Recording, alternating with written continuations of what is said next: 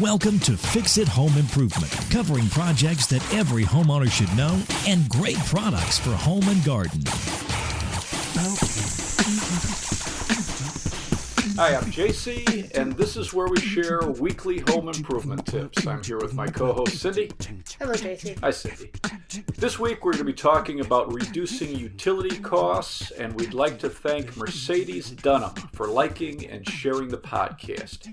And we appreciate the emails we've gotten. We've gotten some nice feedback for our last ebook, and Cindy is working hard on book 11. Should be a good one. Hope so.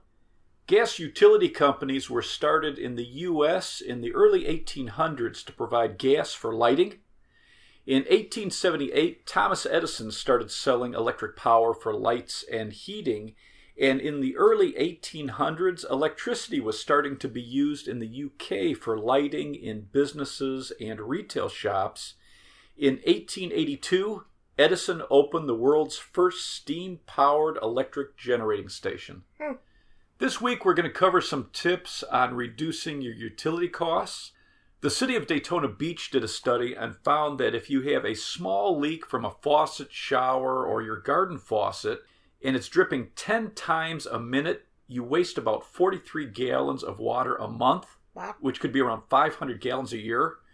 30 drips a minute, you're wasting around 130 gallons a month. 60 drips, 259. 120 drips, you can be wasting 518 gallons a month. And depending on the cost of your water, a couple leaking faucets could cost you an extra $100 to $200 a year. And for many faucets, just replacing a cartridge or a stem washer is a pretty easy project. It's not going to be very expensive, and you can bring that old cartridge or stem to your local hardware store, and they can help you replace the parts you need. Right. To reduce the amount of water you're using with older faucets, you can take off the aerators and replace them with WaterSense aerators. So if you have a standard aerator that's allowing 2.2 gallons per minute, and in older faucets it could be much more than that, and you replace it with one that's only using 1.5 gallons per minute, you're not going to notice much difference, but going from 2.2 to 1.5 will save about 60 gallons of water a month. And the EPA says replacing old faucets with WaterSense faucets can save as much as 700 gallons per year per faucet.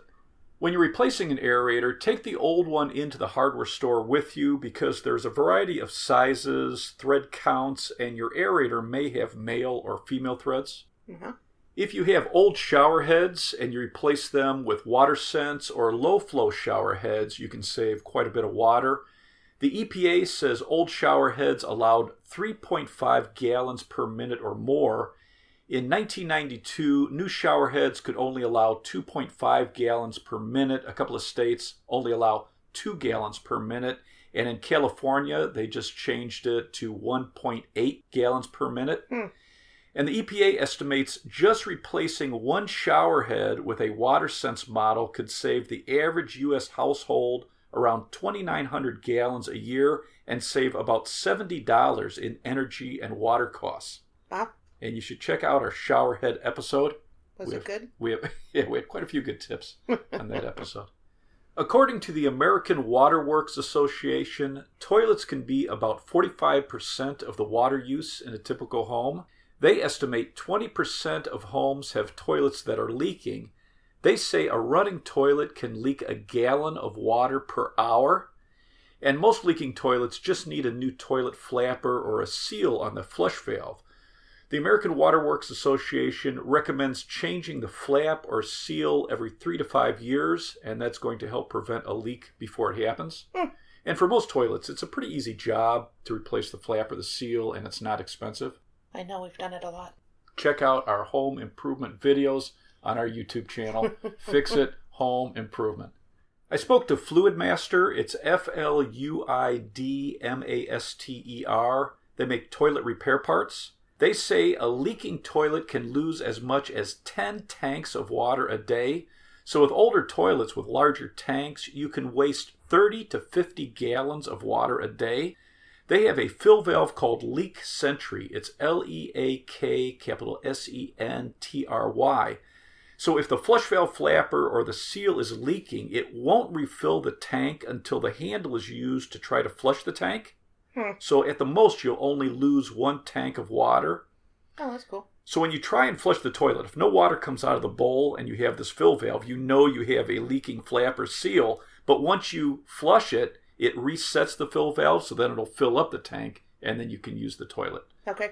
Fluidmaster has adjustable flappers with timing controls that can force the flapper shut before all the water drains from the tank, and that's going to save you water.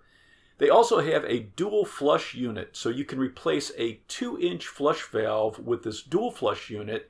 It comes with a replacement handle, so you can have a partial flush where you're using less water for urine, and then you can have a full flush for waste and paper, which will save you water. Right. They have a toilet bowl cleaning system called Flush and Sparkle. It's Flush, just the letter N, and then Sparkle. And this dispenses a toilet bowl cleaner down the overflow pipe of the flush valve. So it's not going into the tank at all. So when you put those drop-in tablets in a tank, Right. it fills the chemicals in the tank. If it uses bleach, that can shorten the life of a flapper or a seal and cause leaks. But this goes directly into the bowl. So it's kind of interesting. I can't believe you spelled flush and not sparkle. Sparkle, Sparkle. I spoke to Korky. It's Korky. They also make toilet repair parts. They said from their research, 1 in 4 toilets are leaking at any given time, and many people replace the fill valve first because that's what keeps running. It keeps turning on to fill the tank, and then after a period of time, if it's leaking, it turns on again. So a lot of people will replace that rather than the flush valve seal or a flapper, which is really the problem for most toilets. So they recommend changing a flap style to an adjustable flapper rated for the gallons per flush of your toilet and set it for the best flush with the least amount of water, and they have adjustable toilet flappers. And check the package to match your toilet. Common toilets are going to be 3.5 gallons per flush, 1.6 or 1.28 gallons per flush.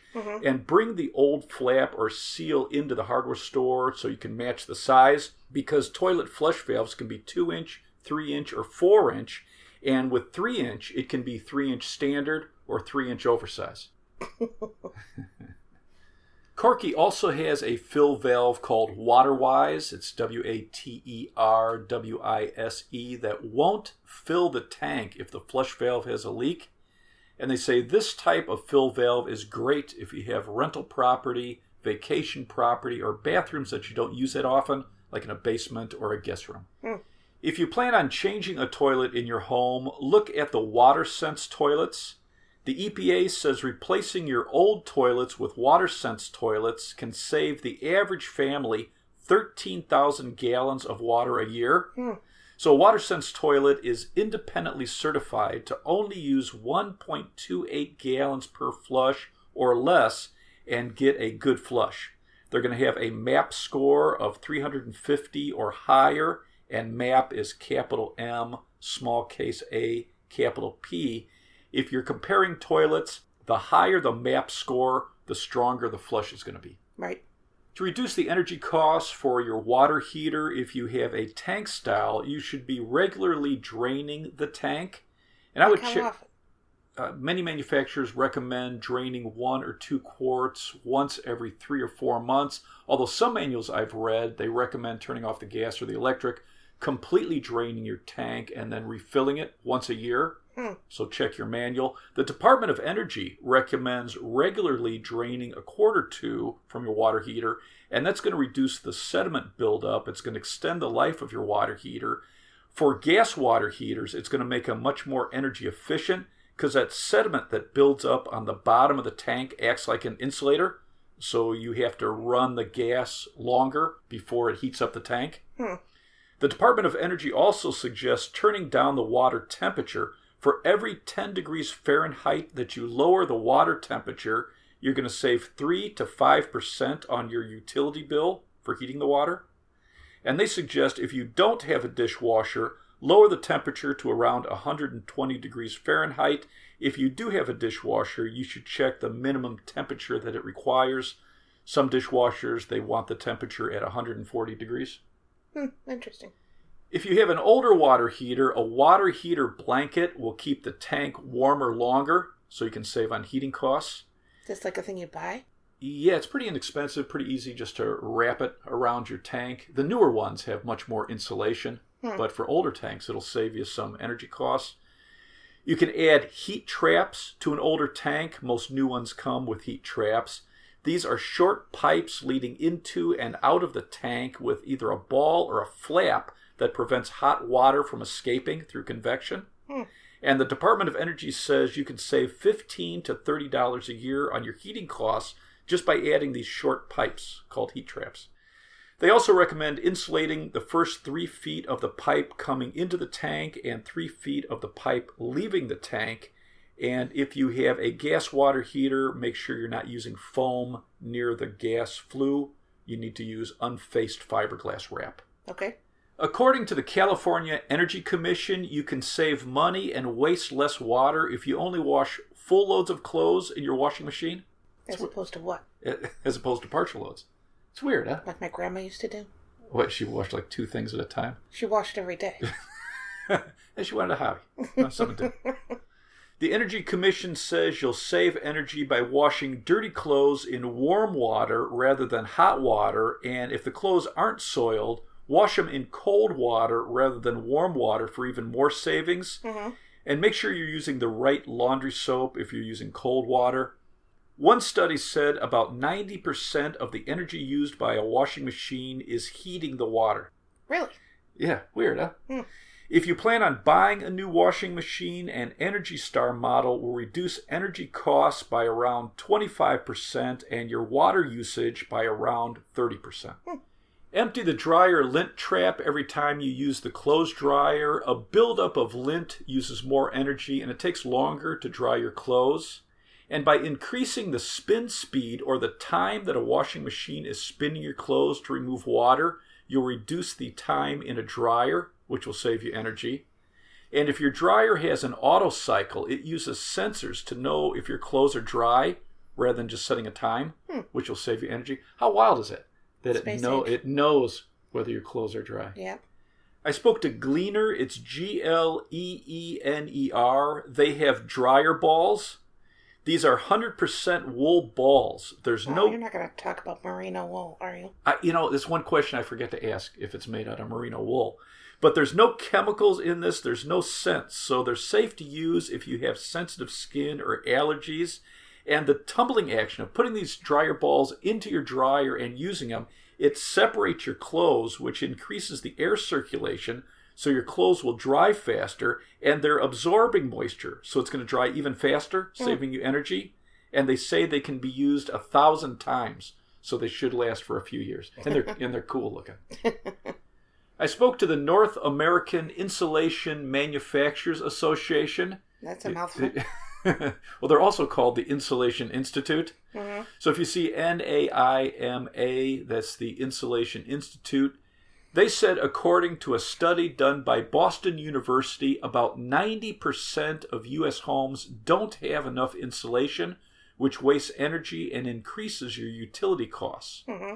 They recommend checking the depth of the insulation in your attic. For most homes in the southern part of the U.S., you should have attic insulation 13 to 14 inches deep, and you're looking for an R value of 38 in the southern states. For northern climates, you want an insulation depth of 16 to 18 inches because you want an R value of 49. And for areas far north, you want to insulate to a 49 to 60 R value. Wow. They say adding insulation is a great do-it-yourself project, and by adding insulation and sealing air leaks, it'll provide you about 117% return on the cost in 1 year for the average home. Outrageous. The Insulation Institute says sealing and insulating the attic can block about 1/3 of the conditioned air loss in your home. And once you've sealed and insulated your attic, they suggest inspecting the caulking and weather strip around your home and then have a routine to inspect it every year. And you can check out more tips from the Insulation Institute at insulationinstitute.org. And they've been around since 1943. Cool. According to the Energy Star program, caulking around windows, replacing weather strips, and putting outlet and switch insulating gaskets on all the outside walls can save 5 to 20% in your heating and cooling, depending on your climate. You can save even more than that in older homes. Mm-hmm. Another recommendation they give is to install insulating gaskets on your outdoor decorative lighting or caulk around it, because that's a source of drafts in many older homes. Why don't you explain what that gasket is? The gasket for the switches and outlets. So on your outside walls, a lot of times, especially in older homes like the house I'm in now, before I put these gaskets in, you could really feel in the winter the cold moving through the outlet. So you remove the cover, and this foam pad has cutouts, so you can push it over an outlet and it fully wraps it. You put your cover back on, put your cover plate back on, and it stops the draft. And the same thing with switches. Exciting. It's pretty cool. It's pretty effective. You can feel it right away in some homes. I spoke to Leviton, it's Leviton, about some energy saving tips. They make outlets, switches, and other electrical devices. Mm-hmm. They suggest adding dimmers throughout your home in areas where you don't always want 100% of the light output. In a living room, for example, you might want the lighting lower while you're watching TV, but you want the option of bright lights when you're cleaning or if you have guests over. An incandescent light at 100% output that uses 75 watts, if you dim it to 50%, it's only using 51 watts, and at 20%, it's only using 34 watts. A 17-watt LED only uses 7 watts at 50% and only 3 watts dimmed to 20%. There's a lot of numbers. I think I blacked out there for a minute. Dimmer saves energy. Make sure to match a dimmer switch to the type of bulb you're going to be using. You're still going to find some dimmers that aren't rated for LEDs. And for the LED fixtures or bulbs, get LEDs that are dimmable. They aren't all dimmable. And make sure to match it whether it's a single pole or a 3-way location. So if you have multiple switches that operate your light, you're either going to have 3-way switches or 3-way switches and a 4-way switch. And we have more tips about timers and dimmers on our timer and dimmer episode. Timer switches can help save energy in rooms like a bathroom, so you can turn on an exhaust fan and have it shut off after a set time. Or a timer switch is good in a laundry room or a garage if you have people consistently forgetting to turn off the lights. Right. They'll automatically turn off. For your outdoor lighting, if you have lights now that you have to just turn on and off with a switch, if you swap them out with dusk to dawn outdoor lighting, you can reduce your electric use because they'll automatically turn on at dusk and turn off at dawn. Right. So if generally if you turn it on maybe before it gets dark and you wait to turn them off till after you wake up, you can save quite a bit of energy that way. Mm-hmm. You can also get motion detector outdoor lighting that only lights up if there's motion. And I spoke to a company, it's called Westgate Manufacturing. It's Westgate.